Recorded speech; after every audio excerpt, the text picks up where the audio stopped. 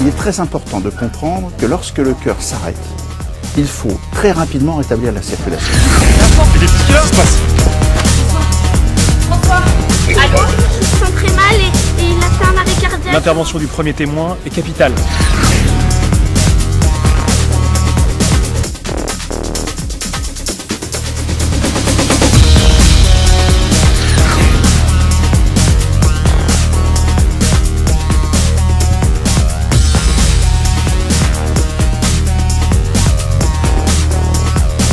Des actions très simples, qui sont à la portée de chacun, peuvent faire gagner un temps irremplaçable.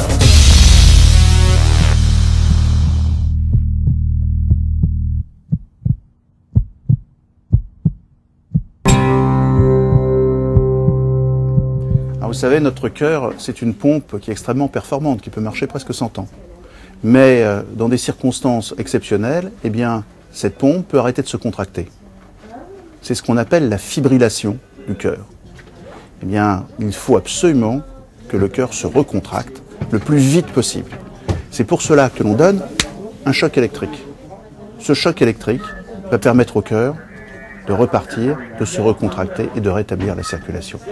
C'est un peu comme si votre ordinateur avait bugué et qu'avec le choc électrique, vous lui permettiez de recharger son système et de reprendre ses fonctions. Voilà l'arrêt cardiaque et voilà le traitement par la défibrillation. Alors, on évalue actuellement qu'en France, il y aurait environ, je dis bien environ parce qu'on n'a pas le chiffre exact, 40 000 personnes qui meurent brutalement d'un arrêt cardiaque. Nous appelons ça donc des morts subites de personnes adultes. Ces 40 000 morts subites, malheureusement, ne sont pas toutes accessibles à une intervention immédiate. C'est le cas, par exemple, de quelqu'un qui meurt pendant son sommeil. Mais pour celles qui surviennent en public, une proportion importante peut être sauvée par une action rapide et efficace du public, des secours et du SAMU. On évalue environ que sur ces 40 000 personnes, on pourrait en sauver 4 000. 4 000, c'est énorme. Ça représente par exemple le nombre total de gens qui meurent dans les accidents de la route. Ceci explique pourquoi il est important de diffuser les défibrillateurs et surtout d'expliquer à nos concitoyens, à ceux qui potentiellement seront témoins un jour d'un tel événement, qu'ils doivent appeler, masser et défibriller le plus vite possible. Brutalement, le cœur peut s'arrêter et, au lieu de se contracter, se mettre à fibriller. Ceci, malheureusement, peut arriver chez des gens qui sont malades du cœur, qui ont la maladie coronarienne, donc qui risquent l'infarctus. Mais ça peut survenir aussi avant toute douleur thoracique, avant tout signe signalant une maladie cardiaque. 80% environ des arrêts cardiaques qui surviennent en France sont liés à la maladie de la coronaire et à l'infarctus du myocarde. Ces arrêts cardiaques-là sont généralement des fibrillations du cœur et donc on peut les sauver par la défibrillation. L'arrêt du cœur peut être extrêmement soudain.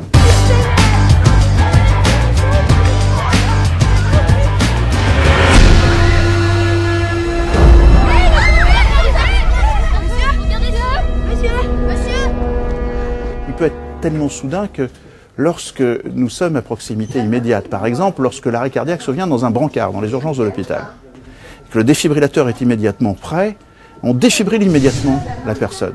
Et plusieurs fois, des gens que j'ai défibrillés comme ça m'ont dit « Mais docteur, pourquoi vous m'avez frappé ?» Ils ne se sont même pas aperçus que pendant un laps de temps assez court, ils n'étaient plus conscients, leur cœur s'était arrêté et ils étaient potentiellement morts. Et donc vous le voyez, on peut passer très vite de quelque chose qui est le début de la mort à de nouveau la vie, simplement par un choc électrique.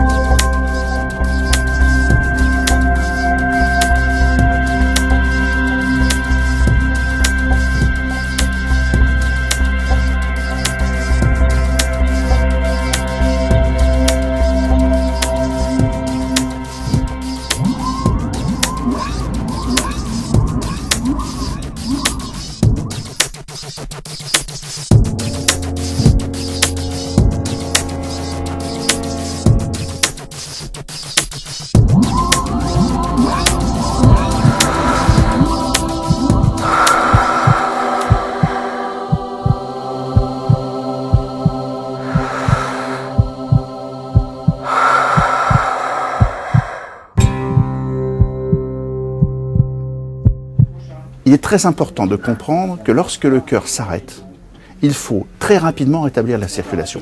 Pour cela, nous avons deux moyens. Le premier, c'est de remplacer le cœur, la contraction du cœur, en appuyant sur la poitrine. C'est le massage cardiaque. Donc moi, je vais rester avec vous au téléphone. Les secours sont partis, ils vont prendre le relais. Pour l'instant, vous massez, vous appuyez bien fort. Le deuxième, c'est de faire repartir le cœur, de le débugger, et pour cela, d'envoyer un courant électrique qui va permettre au cœur de repartir, de recharger son logiciel, de se recontracter. Choc recommandé. Personne ne doit toucher le patient.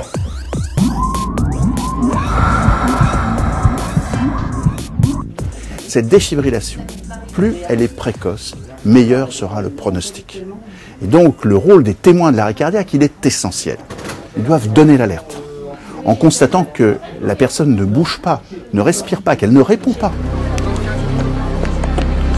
Allô? Il y a un monsieur qui vient de faire un malaise dans le marché. Il doit faire le 15 et immédiatement, on envoie les secours. Cette heure limitée, département arrêt cardiaque.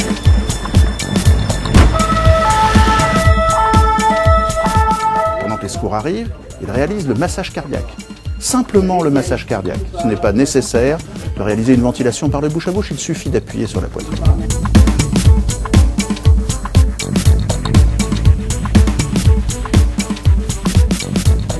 Et le troisième geste, et c'est celui-là, qui va nous permettre de faire gagner le plus en termes de survie, d'avoir le plus de survivants possible, c'est de coller les deux électrodes du défibrillateur sur la poitrine, à l'endroit où c'est indiqué, et d'écouter les instructions.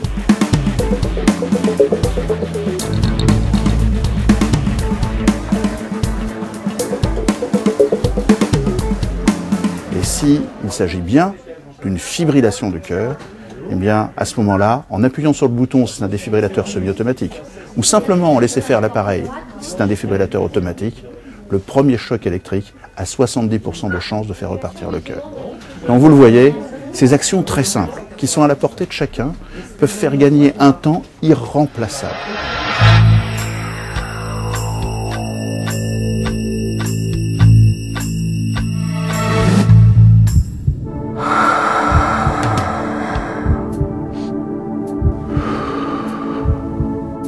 Tout de suite après, il y aura bien entendu des pompiers, il y aura bien entendu le SAMU, une équipe médicale. On pourra considérablement améliorer les soins.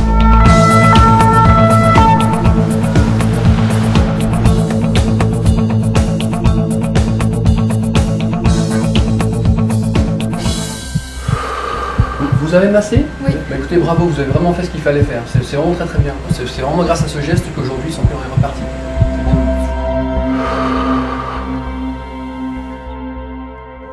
Mais si ces premiers maillons de ce que l'on appelle la chaîne de survie ne se mettent pas en place rapidement, malgré tous nos efforts, nous serons là trop tard. Aujourd'hui, n'importe qui peut donner l'alerte, appuyer sur la poitrine et se servir de défibrillateur. Se servir de défibrillateur est ce qui impressionne le plus les gens. En fait, c'est probablement la chose la plus simple à faire. C'est un appareil qui ne se trompe pas. Quand vous avez collé les électrodes, c'est lui qui va savoir s'il faut envoyer un courant électrique ou pas. Vous n'avez pas ce choix à faire. Le défibrillateur peut être manié par un jeune enfant à l'école, avec quelques minutes d'information. Donc vous le voyez, c'est extrêmement simple, c'est extrêmement sûr, et ça peut sauver des vies très facilement. Alors je vous répète le message, il est extrêmement simple. Premièrement, appeler. Appeler, ça veut dire donner l'alerte, faites le 15. Deuxièmement, appuyez sur la poitrine, masser, c'est le fameux massage cardiaque. Troisièmement, défibriller, ouvrez le défibrillateur, collez les électrodes et suivez la procédure que vous indique l'appareil.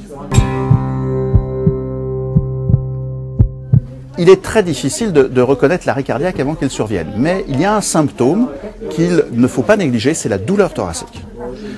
L'arrêt cardiaque est bien souvent la complication de la maladie coronarienne, c'est-à-dire donc de l'athérome qui se dépose dans vos vaisseaux.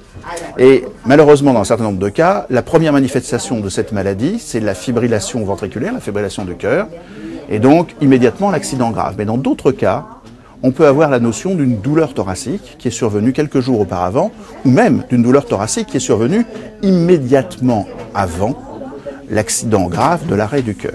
Ceci veut dire qu'il ne faut jamais négliger les douleurs thoraciques. Il faut appeler lorsqu'on a une douleur thoracique pour se prévenir de l'infarctus du myocarde et donc de la mort subite, qui peut être sa complication. Mais il faut aussi ne pas hésiter à en parler à son médecin traitant et voir un cardiologue pour réaliser les examens qui permettront de mettre en place un traitement préventif. Et ça peut être très utile pour prévenir l'arrêt cardiaque. Non, mais il existe un risque à chaque âge de la vie. Alors bien entendu, la cause la plus fréquente de l'arrêt cardiaque, c'est la maladie coronarienne, et donc ça touche des personnes de plus de 50 ans qui ont les facteurs de risque que vous connaissez, le tabac, le cholestérol et ces divers éléments. Et là, on rejoint le sujet de la prévention des maladies coronariennes, l'infarctus de myocarde. Mais un certain nombre de personnes peuvent avoir ce type d'accident jeune, et même très jeune, et dans ce cas, on trouve des causes différentes. Des malformations coronaires, des troubles du rythme congénitaux, c'est-à-dire un défaut dans le circuit électrique du cœur.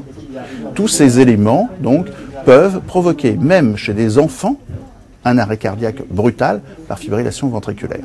Donc vous le voyez, le risque n'est pas le même, mais il existe à tous les âges avec des causes différentes.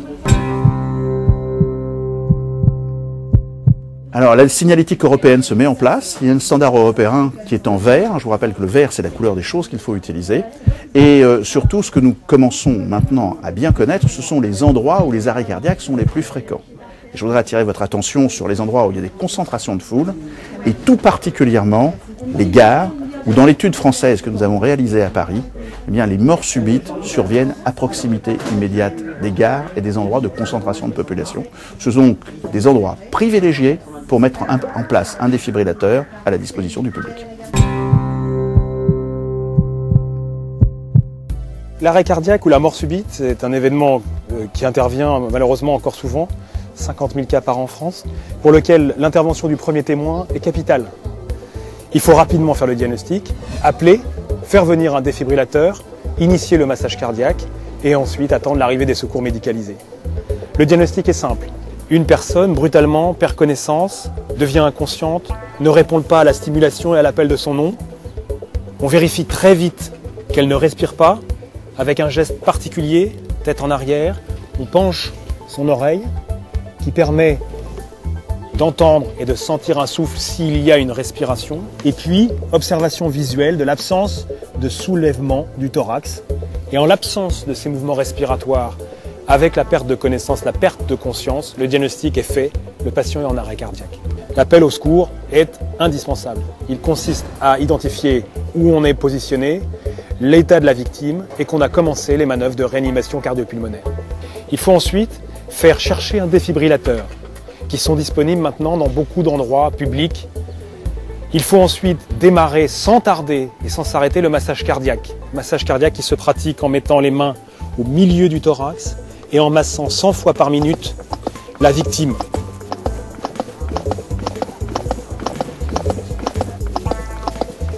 Ce massage cardiaque est fatigant.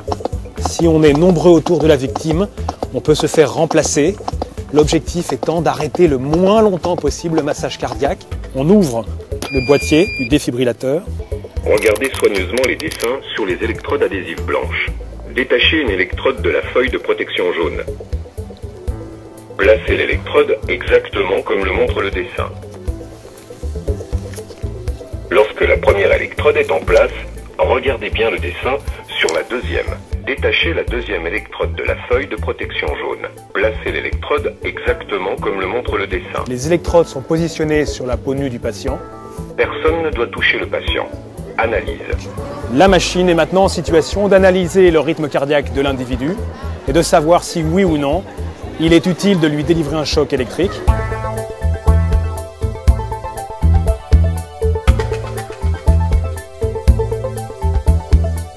Choc recommandé. Écartez-vous du patient. Appuyez maintenant sur le bouton clignotant orange. Choc délivré. Commencez la RCP. Placez la paume d'une main sur le sternum entre les mamelons. Placez l'autre main par-dessus la première. Appuyez fortement sur le thorax en enfonçant de 5 cm. Gardez la cadence avec les battements. La réanimation cardio-pulmonaire est poursuivie jusqu'à l'arrivée de l'équipe médicale qui, une fois sur place, pourra et sera en situation de faire les gestes médicaux plus complexes.